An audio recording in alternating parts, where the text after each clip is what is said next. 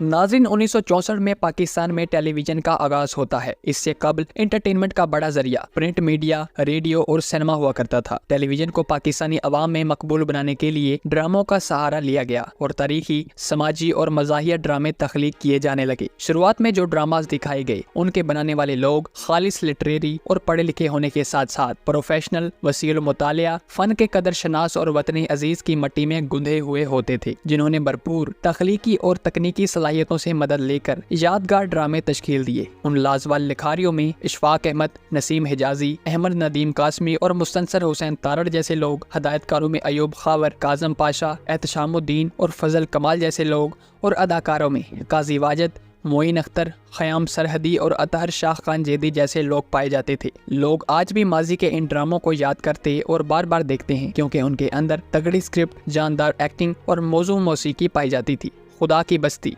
अंधेरा उजाला, अलिफ नून, धुआं, राहें, दिन, वारस और अनोखा लाडला, ऐसे ड्रामों को कोई कैसे भूल सकता है। पाकिस्तान में इन ड्रामों को इतनी मकबूलियत हासिल हुई कि जब ये टीवी पर नशर हुआ करते तो सड़कें सुनसान हो जाती और मार्केट्स सहरा का मंजर पेश करती। जिन घरों में टीवी मौजूद होता उन घरों को खुशकिस्मत तस्वुर किया जाता। जो लोग टीवी अफोर्ड करने की हैसियत नहीं रखते थे वो दूसरों के घरों में जाकर टीवी देखते। इन ड्रामों में गुर्बत, मजाह, मुआशरती मसाइल और मशरकी रवायात से मुतलिक कहानियाँ होती और बड़ों के एहतराम, रिश्तों के भरम और छोटों की तरबियत का दर्स मिलता। पाकिस्तान की अक्सरियत चूँकि देहात में रहती है, इसलिए पीटीवी पर नाजरीन की ग्राउंड रियलिटीज और कल्चर को मद्देनजर रखते हुए मौज़ूआत को चुना जाता, औरत को बाहया, जिम्मेदार और एतमाद से भरपूर दिखाया जाता और ड्रामे के इख्तिताम पर नाजरीन को एक अखलाकी सबक भी मिलता। ये ड्रामे हकीकत के इतने करीब हुआ करते कि देखने वालों पर अपना सैर तारी करते थे और उनकी शोहरत सरहद पार तक जाती। लोग अदाकारों को उनके किरदारों के नाम से जानते थे। इन ड्रामों ने मुआशरती तरबियत भी की और समाजी मसाइल दिखाकर उनका हल भी पेश किया। 60 की दहाई से लेकर 90 की दहाई तक ड्रामे के तख्लीककारों ने तहजीब, अदब, अखलाकियात, तारीख और मजहब पर सबक आमोज कहानियाँ दिखाई और बच्चों, बड़ों और खवातीन की तालीम और तरबियत का भी अहाता किया। फिर 90s के बाद जैसे ही सैटेलाइट का दौर आया तो पाकिस्तान में डिश एंटीना और केबल नेटवर्क की दस्तयाबी अमल में आ गई। साथ साथ नए टीवी चैनल्स और प्रोडक्शन हाउसेस का भी हजूम आया। ARY, जियो, एक्सप्रेस और दीगर चैनल्स इसी दौर में शुरू हुए।